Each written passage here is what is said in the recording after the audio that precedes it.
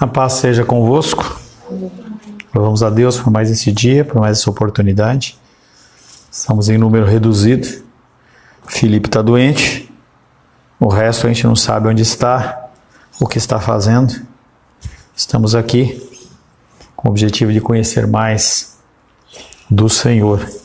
Estamos tratando dentro do tema da ansiedade, subtema cuidado de Deus.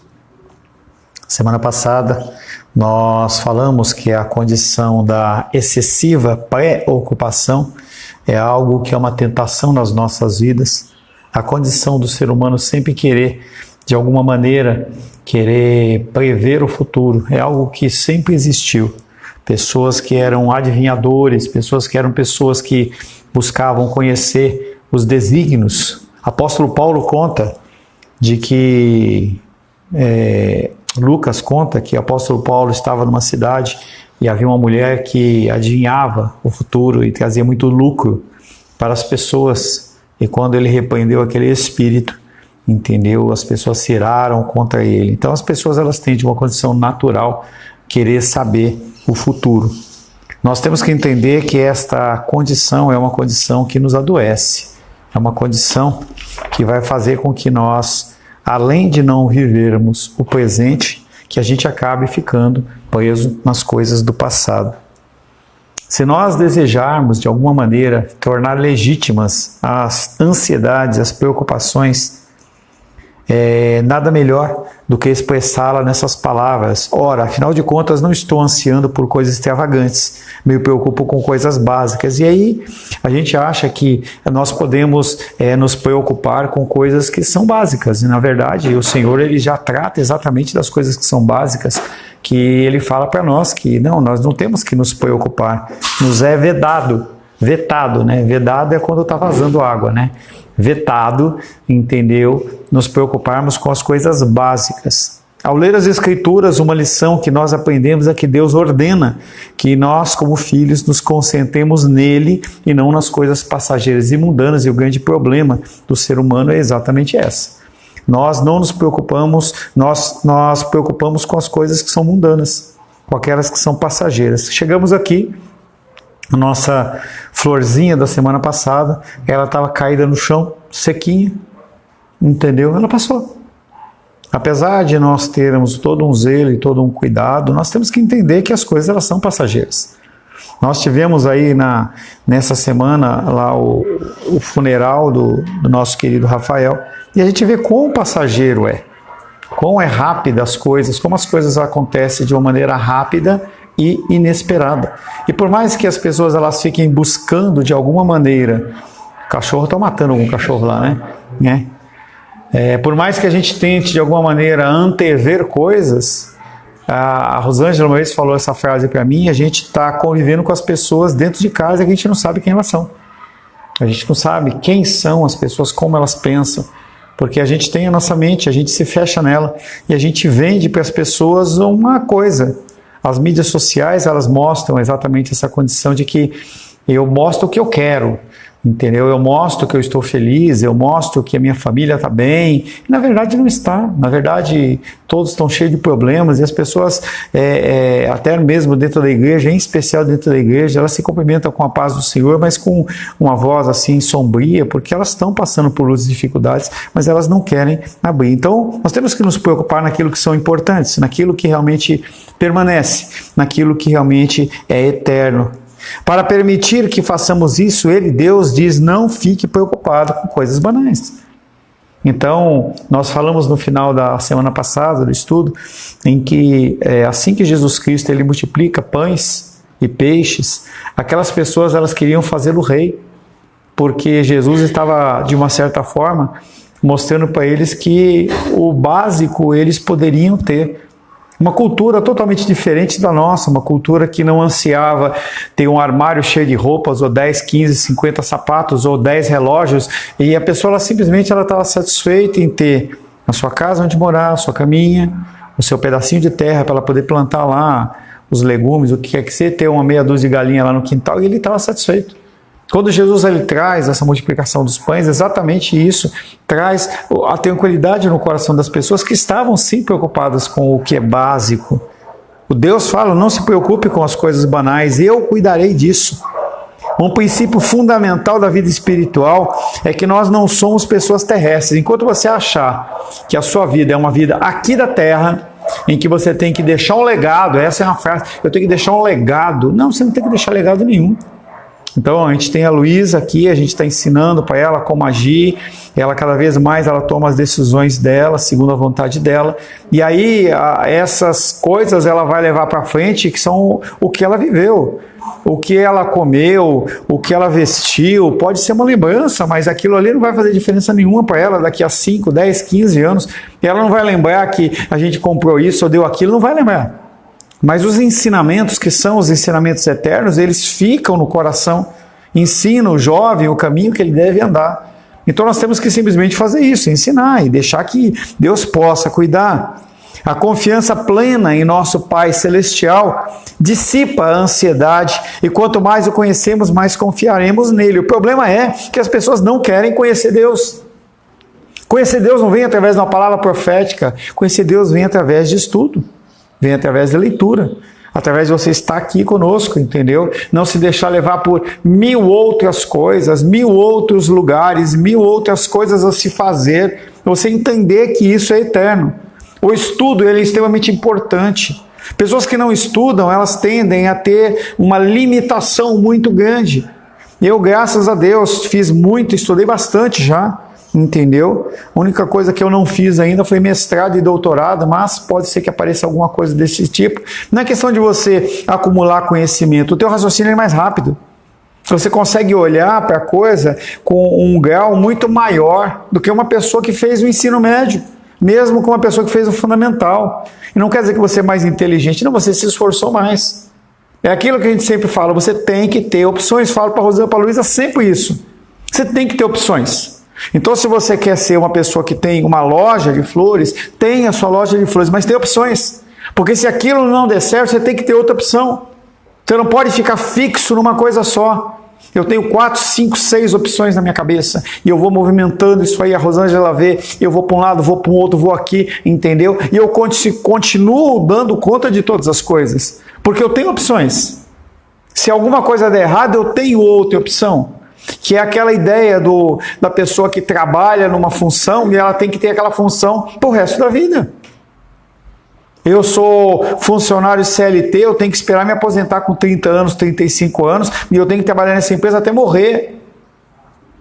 A minha irmã, ela tá acompanhando conosco, entendeu? Ela é dentista, entendeu? E ela acha que ela tem que ser dentista até morrer. E eu falo para ela, não, tem outras opções.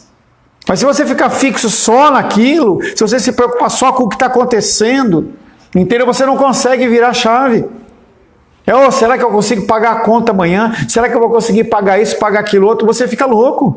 O mundo está nessa condição. As pessoas elas ficam loucas porque elas não conseguem abraçar, não conseguem identificar o que vai acontecer, ainda mais num cenário como esse, de um mundo que é extremamente instável. Eu estava vendo uma série ontem em que mostrava um psicólogo em que ele estava atendendo um outro psicólogo e aí ele começou a ter uma crise de pânico, né?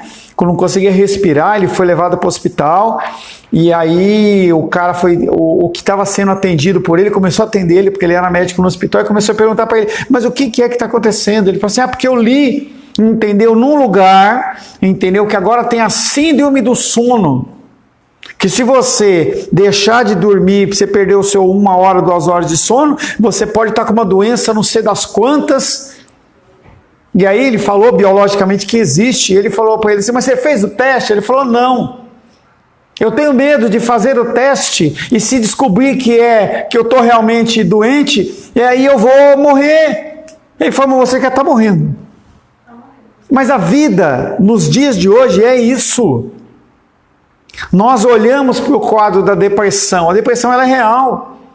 A pessoa olha o quadro de depressão e ela não sabe se ela tem, mas ela se apropria daqueles sintomas e ela vive aquilo como se tivesse. A pessoa que é ansiosa, a mesma coisa. A pessoa ela olha para a situação, ela não consegue pensar, como que eu vou lidar com isso? Como é que eu vou fazer com aquilo? E ela já começa a ficar desesperada e cria no corpo fatores reais. Quando uma pessoa fala que está com pânico, está com depressão, está não sei o quê, ela não está brincando. Ela realmente sente aquilo, mas se aquilo é um fator biológico ou não, é outros 500. A pessoa olha para uma situação e ela compra aquilo como se fosse uma verdade para ela. Compra para aquilo. E as pessoas começam a achar que aquilo é uma verdade. A gente estava lá no funeral e eu ficava só observando as pessoas, entendeu? Algumas pessoas olhavam para o túmulo como se aquele túmulo ele fosse o próximo passo dele. Por quê? Porque o fulano fez isso, então eu também tenho direito a fazer isso. A loucura começa a entrar nesse nível. É uma saída? Não, não é uma saída. A condição do Rafael foi uma condição ímpar, em que Deus teve misericórdia no caso dele, em que deu tempo dele se reconciliar, porque senão ele ia para o inferno. E a gente não conhece quais são os desígnios do Senhor, então tem que se viver com muito cuidado. A ansiedade, ela é nesse contexto, eu começo a ficar apavorado, eu começo a ficar assim. Agora eu não vou fazer mais isso, eu não vou mais morar num prédio, eu não vou mais fazer, porque a pessoa começa a ficar apavorada.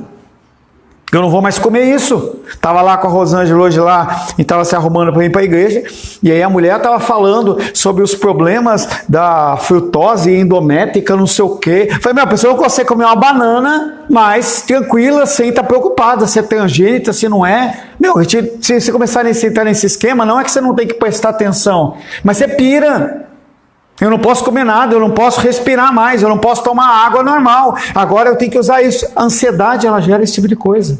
O mercado está aqui para alimentar isso. Fique ansioso e compre uma roupa a mais. Fique ansioso e compre um pote de sorvete. Fique ansioso e troca de carro. Fique ansioso e viaje. As pessoas elas estão de toda maneira fazendo com que você fique nessa condição. Muitas pessoas ricas se preocupam com as suas necessidades. E eis o porquê. Acumulam suas riquezas como um meio de se proteger para eventualidades futuras. Mas qual que é o valor que eu tenho que ter guardado na minha conta corrente para evitar uma desgraça ou algum problema? Será que 10 mil é suficiente? 20? 50? 100 mil? Eu lembro que minha mamãe lembra disso. Meu pai, ele tinha que ter uma reserva dele, não há problema nenhum, você tem que ter a sua reserva, se possível você tiver, mas não vai ficar angustiado se você não tem. Entenda que se você tem uma reserva, pode ser que ela não seja para você, seja para o outro, então não fica criando expectativa não, que você tem 10 mil reais guardado lá, entendeu, é para você comprar um outro carro, ou para você sair para viajar, pode ser que você tenha que pegar esse dinheiro e abençoar algum irmão, entendeu, mas tudo bem. Meu pai, ele tinha essa ideia. E aí ele fala assim, se eu não tiver pelo menos 10, 20, 30, 40 mil reais lá, entendeu? Por uma eventualidade. Mas se você precisar ficar 20 dias no UTI sem um plano de saúde? E se você precisar fazer uma operação nos Estados Unidos? E se você contrair uma doença, que seja uma doença rara, e que você precisar de um medicamento que não tem no SUS, em que ele custa R$1 milhão a caixa? Gente, tem essas coisas. Como que nós podemos viver num mundo desse, entendeu? Achando que porque eu estou juntando recursos eu vou me livrar das dificuldades. Não vai se livrar. Não vai. Nós temos que ter o nosso trabalho. A palavra de Deus fala que o trabalho, nós vivemos do suor do nosso rosto. Sim, é verdade. Nós temos que guardar, se puder, entendeu? Guardar, gastar menos do que nós ganhamos para a gente ter sempre uma reserva, até para você poder fazer uma graça, sair um passeio, alguma coisa, entendeu? Mas você não pode viver em função disso. Não pode. Como que a gente poderia prever o que aconteceu com o Rafael? Tem alguém que poderia, na sua mais louca pensamento, imaginar que nós iríamos viver isso nesses últimos 15 dias? Não. O homem faz os seus planos, mas é Deus que concretiza. No dia que aconteceu, já falei para vocês, 5 horas da manhã, levantei para ir para o aeroporto. Entendeu? Eu estava indo para visitar minha mamãe. O André mandou uma mensagem. Acabou meu plano ali. Eu joguei a passagem para a noite. Paguei uma taxa lá. Meu plano acabou ali. Vivemos a semana turbulenta, entendeu? E a gente não sabia o que estava acontecendo. Eu e o Rô já tínhamos programado 6 meses atrás, 5 meses atrás, que a gente iria passar uma semana lá numa chácarazinha em Pirinópolis. Os planos foram por baixo. Ligamos lá para a mulher e falamos assim, olha, nós estamos aí na iminência de ter um óbito. Ela falou assim, olha, eu transfiro para vocês, então, se Deus quiser, nessa quarta-feira nós vamos tentar cumprir, mas é Deus que está no controle, não adianta eu querer ficar ansioso. Eu vim de uma viagem de aula, deixei minha mala lá, entendeu?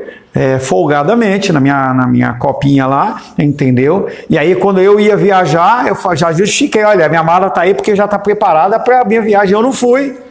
Aí não foi para outra semana, eu não fui, ela continua lá, e eu não sei se eu vou usar. E adianta eu ficar ansioso? Tem como eu me programar para esse tipo de coisa? Não tem. Então nós temos que viver cada dia. A palavra de Deus ela é sábia. E ela diz que a cada dia basta o seu mal. Nós temos que olhar para a situação de hoje, entendeu? E nós temos que agradecer ao Senhor. São os detalhes que nós falamos. Poxa, eu tenho um alimento, eu tenho transporte, eu tenho moradia. Hoje eu tenho. Eu tenho que ser grato.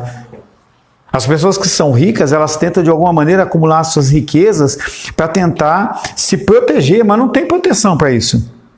As pessoas pobres também se preocupam com coisas essenciais, porém não têm condições de ajuntar recursos, então acabam entregando nas mãos do Senhor, que é a condição dos pássaros, que é a condição dos animais. Deus, ele na sua sabedoria, ele fala, poxa, a gente não vê nenhum passarinho guardando, entendeu? Não vê. A gente vê quando vai chegando o inverno, entendeu? Os bichinhos eles vão lá e cortam, mas você não vê nenhum bicho, entendeu? Com ansiedade porque não guardou o alimento. Apesar que a gente vê agora, né? Tem os pets que têm ansiedade, aí você tem que dar um remédio específico porque o cachorrinho está com ansiedade e tudo mais. É uma loucura, gente. Agora até os bichinhos estão com ansiedade. E você tem que dar um remédio para ele, porque os donos já são ansiosos, agora os filhos também são, os bichos também são ansiosos. Ainda bem que não podem fazê-lo, os pobres não podem juntar, porque a autoprovisão é uma tentativa de determinar o próprio destino, sem recorrer à fé e confiança em Deus. E até mesmo os cristãos podem cometer esse erro. Não é problema você ter reserva, mas não acha que a tua vida está alicerçada naquilo. Se você pode ter um plano de saúde, tenha, mas não é aquilo que vai te salvar. Rafael foi para onde? Para o hospital de base, era referência, ficou lá, não foi para o hospital particular. Você entende? Que a gente tem que, se possível, nos cercarmos de proteção, mas nós não podemos confiar nelas. Eu não posso confiar em vocês para dar a provisão para minha casa, não posso. Eu estava ontem lá fazendo os meus investimentos de sempre lá, e aí eu olhei lá alguns estão lá no robô, lá o Carlos estava, não sei nem se ele está mexendo mais com isso. Mas aí uma moeda, ela deu uma oscilada, eu falei, vou ganhar um dinheiro em cima dessa moeda. E eu fui lá e coloquei $200, R$1.200. Coloquei, a moeda caiu. O Trump mandou uma mensagem que ele ia ter uma taxação lá com o pessoal da Europa. Na mesma hora que o Bitcoin estava a 112 mil, ele foi para 107. Acabou a brincadeira. Entende? E eu vou ficar preocupado com isso? Eu vou ficar desesperado com essa situação? Os crentes devem ser financeiramente responsáveis e provedores da sua família. Nós temos que saber como usar os recursos financeiros que Deus nos dá. Nós temos que saber. É nossa obrigação. É nossa obrigação nós sabermos como gastar, como usar o nosso recurso. Tiago diz que as pessoas pedem e não recebem, porque elas pedem para esbanjar nos seus próprios prazeres. Não quer dizer que você não pode comprar algo, não quer dizer que você não pode sair para jantar num lugar legal, não é isso. Mas você não pode viver em função disso. As pessoas elas vivem em função disso. 1 Timóteo capítulo 5, verso 8.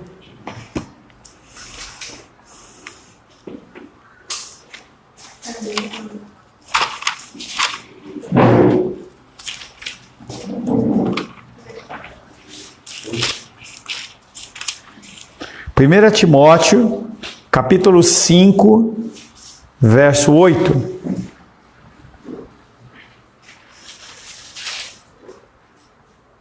Ora, se alguém não tem cuidado dos seus, e especialmente dos da própria casa, tem negado a fé e é pior do que o pescoço.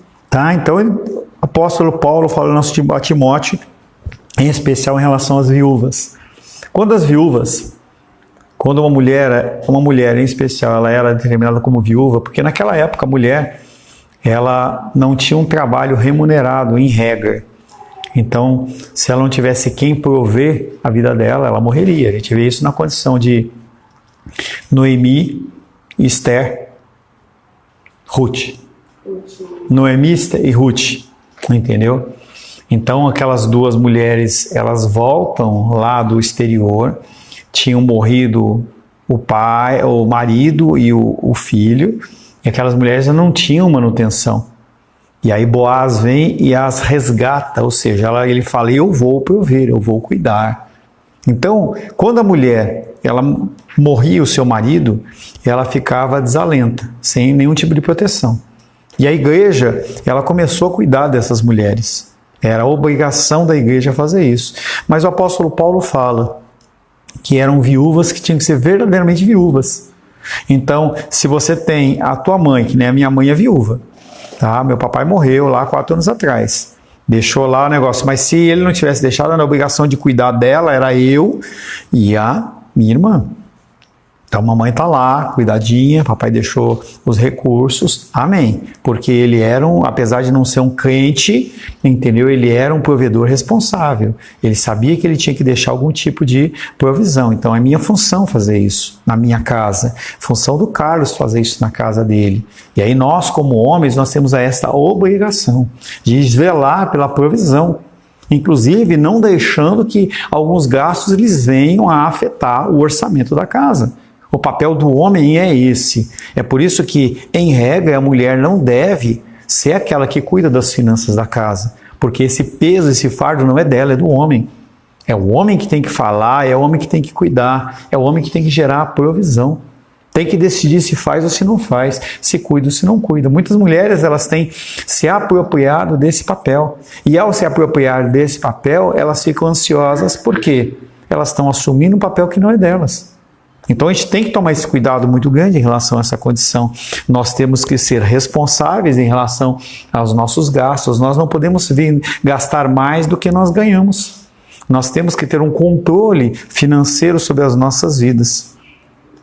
A Bíblia não insinua que ter uma conta de poupança, investir algum dinheiro extra ou possuir um seguro demonstram falta de confiança em Deus. Então a gente tem que tomar muito cuidado com os extremismos. Então, se eu confio em Deus, eu não posso ter nada. Quando você olha, por exemplo, para os freis franciscanos, que é uma linha da Igreja Católica Romana, eles falam que eles não podem ter nada. Então, eles só têm aquela bata marrom, talvez tenham 2, não sei nem se tem 2, entendeu? E andam de chinelo e não pode ter nada, nenhum tipo de coisa. Você não pode ter um celular, você não pode ter um sapato extra, você não pode ter um dinheiro, não, porque se você tiver algo nessa terra, você está se prendendo e você não consegue adorar a Deus. Você não consegue confiar em Deus. Isso é extremismo. O cristianismo, nesse aspecto, não é extremismo. Nós temos que sempre pensar no equilíbrio. Então, eu tenho um padrão, não adianta eu querer medir o meu padrão de vida em relação ao padrão de vida da família do Carlos ou da família do Felipe. Não tenho que medir. Eu não tenho que medir o meu padrão em relação à família da minha irmã. Eu não tenho que medir. A medição é a minha. Eu tenho um nível de conhecimento, eu tenho um nível financeiro, eu tenho um nível social que é diferente de qualquer pessoa. E eu tenho que ser zeloso para que esse nível ele seja algo que não seja nem excedente na preocupação, nem você queira retroagir. Porque se você começar a querer se comparar, eu vou olhar e falar assim, poxa, olha lá, o Carlos ele comprou um carro tal, caro, entendeu? Eu tenho que ter um carro como o dele, aí eu tenho que me esforçar. Você começa a estabelecer padrões diferentes. Nós podemos fazer isso no contexto espiritual. Poxa, por que eu não posso fazer como ele faz? Então, eu já contei para vocês que antes de eu inserir dentro da minha rotina diária a minha parada das 11 ao meio-dia, eu lia, tinha minhas leituras, minhas devocionais, mas eu estava fazendo uma edição de um vídeo de uma pessoa E era um pastor, ele fala assim, olha, eu paro todo dia, tanto tempo por dia. Eu falei, caramba, por que que ele pode parar para orar ao Senhor e eu não posso? É simplesmente uma questão de você definir. Pô, mas como é que eu vou no meu trabalho, entendeu? Eu vou parar 1 hora. Como que eu vou fazer? Será que eu vou conseguir suprir aquele cara, aquela pessoa, em especial meus queridos que são do comércio? Poxa, se eu fechar a loja do meio-dia 1, o que vai acontecer? Será que se eu tivesse tempo para me alimentar com a minha família, em almoçarmos todos juntos, a gente poder ter um tempozinho de descanso, a gente poder ler a palavra, será que Deus ele vai fazer com que eu não tenha o suprimento para pagar minha conta da CAESB no fim do mês? Será que é isso mesmo? É um costume, por exemplo, dentro do México. No México tem a siesta. Então eles param aquele horário. Se você quiser uma farmácia, se você quiser uma padaria, se você quiser encher o tanque do carro, naquele horário da siesta, não tem, está tudo parado. Eu não sei qual que é a dinâmica lá, mas eles determinaram que aquele horário é o horário de dar o descanso, acabou. E a gente tem que começar a acreditar que é mesmo o contexto do trabalho no domingo, em que eu falo para vocês, você não precisa trabalhar no domingo para pagar suas contas. Não precisa. Não precisa. Não precisa. E aí você continua duvidando e fala, não, mas eu tenho que entregar aquele buquê, eu tenho que fazer aquilo outro. Falei na semana passada, entendeu, em relação ao exemplo da Rosângela, em que ela tinha uma cesta para entregar e o cara queria que fosse 8 horas da manhã, 8h30 da manhã no domingo. E ela perguntou o que eu faço. Eu falei, você que sabe. Será que porque ela não entregou aquela cesta e ela não ganhou, sei lá, R$50 de lucro, alguma coisa desse tipo, será que aquilo realmente vai ser o que vai ser a provisão na vida dela? A manutenção da vida dela vai ser em cima daquilo? E aí a gente pode fazer isso em relação a todas as coisas. Por isso que Deus fala, domingo é o meu dia. Mas se você é um cara ansioso, você fala, não, eu tenho que trabalhar segunda, terça, quarta, quinta, sexta, sábado, domingo, de manhã, de tarde, de noite, não dá tempo para nada, eu não posso ter um tempo com meu filho, não posso ter um tempo com a minha filha, porque eu tenho que investir, eu tenho que cuidar, eu tenho que ler, e você não vai viver nunca.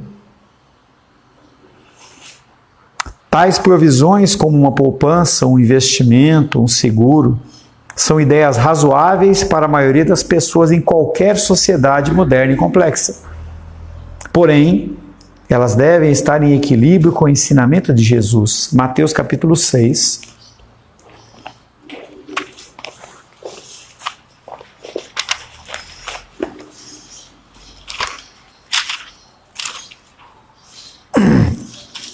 Mateus capítulo 6, versos, primeiramente o 33, depois o 20.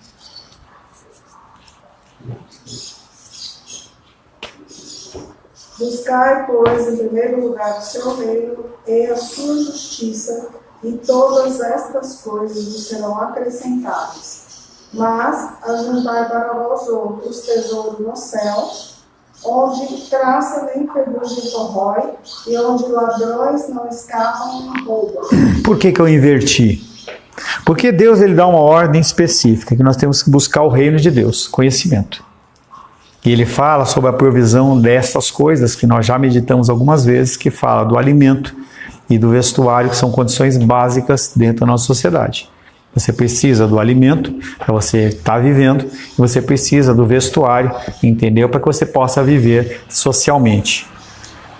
Se você busca o reino de Deus e a justiça dele, e você acredita que Deus ele vai te conceder o básico, você vai começar a se dedicar a outras coisas. Que é o quê? O verso 20. Ajuntar tesouros no céu. Ajuntar tesouros no céu fala de leitura da Bíblia, fala de oração, mas também fala de comunhão com os irmãos. A você ter tempo de qualidade com seus entes queridos e familiares. Em você poder tirar um tempo e fazer algo. Então, a Esther e Carlos tiveram aquele tempo lá de lua de mel e tudo mais, se divertiram e tal. Não é só um ano. Quando vocês fazem um ano de casado? 5 de outubro. E vai fazer o quê? Vai comer uma jantinha? Vai comer um espetinho? Vai comer Não, mas se não programar, Carlos, não faz nada. Vai chegar na data, nós homens, nós somos adaptáveis em relação a isso. Vai chegar no dia, entendeu? E você vai pegar e chamar a Esther para comer um açaí. lá na negócio. Não é o comer o açaí, não é isso. Mas você tem que fazer. Mas não fala que você não tem que fazer planos. E eu vou olhar e falar assim, poxa, eu não vou fazer um plano para fazer tal coisa. Aí você não faz nada. Se você não planejar uma troca de carro, você não vai trocar o carro. Se você não planejar uma viagem, você não vai viajar. Se você não planejar crescer a sua loja, você não vai crescer. Nós temos que entender que os planos, eles fazem parte de pessoas vivas. A gente tem que olhar para as situações e falar assim, onde eu quero estar daqui a um ano? Não é preocupação, não é desespero, mas onde que eu quero estar daqui a um ano? Será que eu quero daqui a um ano estar na mesma situação? Tá bom. Será que eu tenho que melhorar em alguma coisa?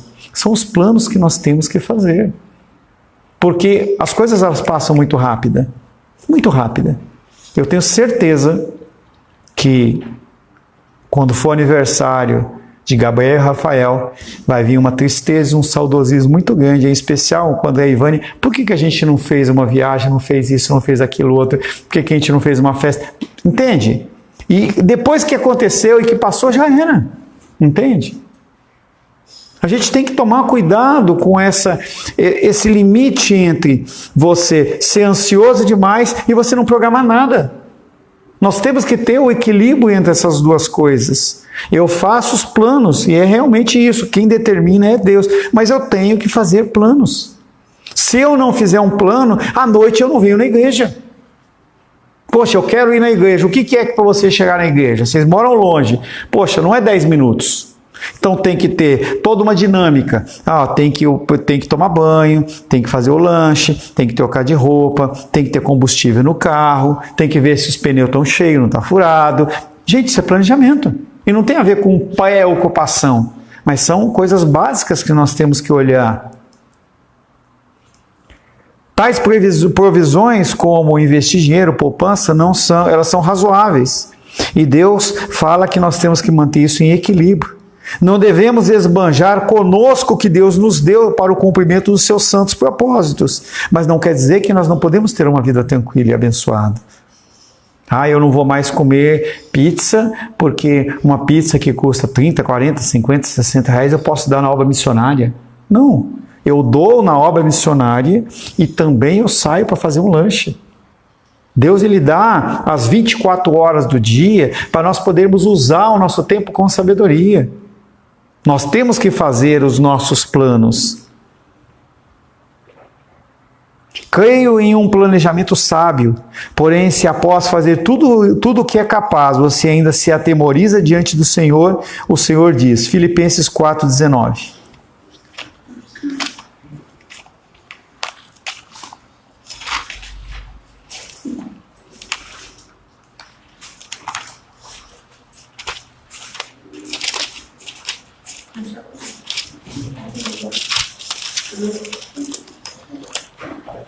Filipenses capítulo 4, 19. Fiz os meus planos, coloquei na presença do Senhor esses planos, estou fazendo tudo de uma forma correta, mas aí eu fico apavorado.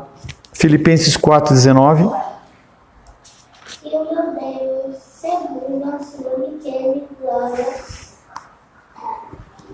há de suprir em Cristo Jesus cada uma de vossas necessidades. Igreja de Filipos, dos Filipenses, igreja da cidade de Filipos, era uma igreja em que os cristãos de lá, eles olhavam para aquelas dificuldades, mas mesmo assim eles abençoavam, independente do que está passando. Então o Carlos mandou uma mensagem para mim, eu falei, pastor, abençoa um missionário nessa área. Será que ele não tinha uma outra ocupação para aquele dinheiro? Será que ele podia fazer qualquer outra coisa? É exatamente a condição de que você pensa nas coisas. A função do Carlos minha, é olhar para a provisão da nossa casa. Nossa obrigação. Nós temos que prover. Houver uma necessidade, a gente tem que ter a provisão. Mas se a gente focar só aqui, a gente esquece o propósito maior, que é o reino de Deus. Então ele vai e fala, poxa, apesar disso aqui, eu também tenho que olhar para aquele missionário que está passando uma necessidade. Então, esse recurso que para mim, talvez desse para comer um lanche, entendeu? Para aquela pessoa pode ser que seja o suficiente para ela viver uma semana, 15 dias. com uma porção de arroz, alguma coisa desse tipo, que é uma condição totalmente diferente do que nós vivemos. É aquilo que eu sempre falo, continuemos trazendo alimentos. Nós estamos numa época de frio, vamos trazer vestimentas, vamos levar, vou esvaziar hoje isso aí, entendeu? Vamos trazer roupas para as pessoas que estão com frio. Se eu não tenho roupa para doar, eu dou um recurso. Poxa, mas eu só tenho R$2. Gente, com R$2, R$5, a pessoa vai lá num brechó daqueles de igreja e compra uma roupinha para ela ficar quentinha. A gente tende a contabilizar as coisas dentro do que eu posso fazer com aquele dinheiro. Para mim, 5 dinheiros não é nada. Mas para uma pessoa que está na rua que não tem nada, aquilo é muito dinheiro. Não devemos esbanjar conosco o que Deus nos deu para o cumprimento dos seus santos propósitos.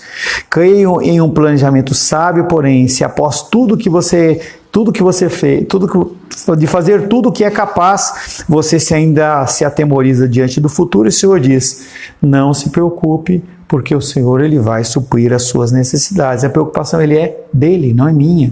Eu gosto muito de dar o exemplo, já dei algumas vezes, vou dar de novo. Se a gente está fazendo uma obra dentro de casa, reforma, qualquer que seja, e acaba o cimento, o que acontece? Para. O pedreiro, ele vai comprar com o dinheiro dele? E se você não comprar o cimento? E no final do dia, quando tiver que pagar o salário dele? Nós somos exatamente assim. Se Deus ele não der a condição para a gente fazer, a gente não faz. A gente vai até o nosso limite. A gente faz o que a gente pode fazer. Acima disso, é com ele. Certo momento o médico chegou lá e falou assim, olha, não podemos fazer mais nada pelo Rafael, nada mais. Tudo que nós podíamos fazer, nós fizemos. Agora nós entramos com o espiritual. Domingo à noite eu orava para que Deus realmente restaurasse, em que pudesse restaurar ali o rim dele que foi subtraído. E vocês não sabem, mas eu estava ali na frente do caixão orando, e eu estava olhando falando, Deus, se o Senhor mostrar um sinal para mim, eu vou orar para a ressurreição dele. E eu ficava olhando, procurando um anjo, procurando alguma coisa ali, esperando que Deus pudesse fazer um sobrenatural. Ele poderia fazer? Poderia. Não fez, é a vontade dele. A minha função era o quê? Está ali apóstolos. Deus sabe do meu coração. Eu estava ali pronto para fazer isso. Uma coisa que eu não fiz no passado. É que eu já contei para vocês. Estava eu com a Luísa pequenininha no colo. Sim, a Luísa já foi pequenininha. Tá? Pequenininha no colo, nós entramos dentro de um funeral de um bebê, entendeu? E eu ouvi no meu coração, no meu ouvido, ora, Talita Cumi, levanta menina. E eu apertei a Luísa no meu peito, morrendo de medo, de passar vergonha, era muito novo no cristianismo. E eu apertei aqui a Luísa, entendeu? E eu falei assim, não, isso não é de Deus, não. E se eu tivesse orado e aquela menina tivesse ressuscitado? Você entende? Ou no do Rafael estava pronto. Eu ia passar vergonha. Eu já tinha ali na minha cabeça o meu plano todo, entendeu? Falei, Deus, mostra um anjo. Se mostrar algum sinal claro para mim ali, eu vou fazer. Eu vou mandar esvaziar a sala, vou deixar só o André e a Vânia aqui, e vou orar, entendeu? Para esse menino ressuscitar. Mas não foi da vontade do Senhor. A preocupação é dele, não é minha. Quando você começa a viver num nível de fé desse nível, o que acontece?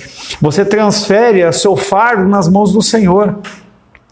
Independente do nível social, financeiro que você viva, você vai ter a mesma dificuldade tendo R$1.000 na conta, um padrão de vida de 1.000, de 5, de 10, de 50, porque o padrão de vida muda.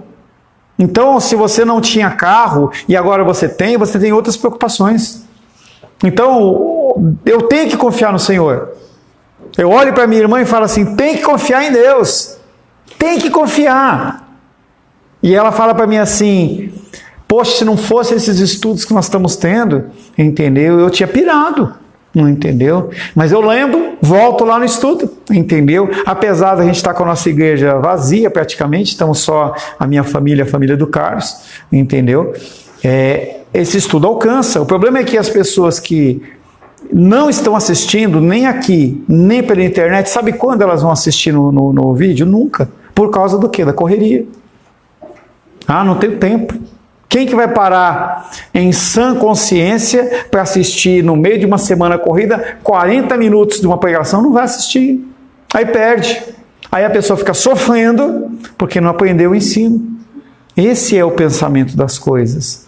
Nós temos que construir essa condição da confiança em Deus, alicerçado não no que eu acho, no que eu penso, mas no que as Escrituras falam. Jesus, ele fala algo a respeito da ansiedade, ele fala muito. Porque as pessoas nos tempos de Jesus, elas também eram o quê? Ansiosas. O ser humano sempre foi ansioso. Adão e Eva, sempre ansioso. Entendeu? Não sei o que passou na cabeça de Eva e de Adão naquele momento, mas quando Satanás fala que eles seriam como Deus, de repente ela falou assim, e se eu não comer? Como é que vai ser? Será que vai faltar? Será que não vai ter? Alguma coisa aconteceu ali no coração de Eva para ela dar a primeira mordida, porque naquele momento ela ficou preocupada com alguma coisa do porvir. Será que não vai ter mais essa fruta para eu comer? Será que eu não... O que vai acontecer? Será que eu, sabendo, tendo conhecimento do bem e do mal, vai me resolver alguma coisa? Eu não sei o que passou na cabeça dela. Não dá para saber. Mas nós sabemos da nossa vida hoje, em que cada um de nós tem preocupações, algumas saudáveis e outras doentias. As saudáveis, elas mantêm. Entendeu? As doentias, elimine da sua vida. Amém, queridos? Vamos para o nosso intervalo. Retornamos daqui a 15 minutos. A 15 minutos, se Deus assim o permitir. Deus te abençoe e te conceda graça.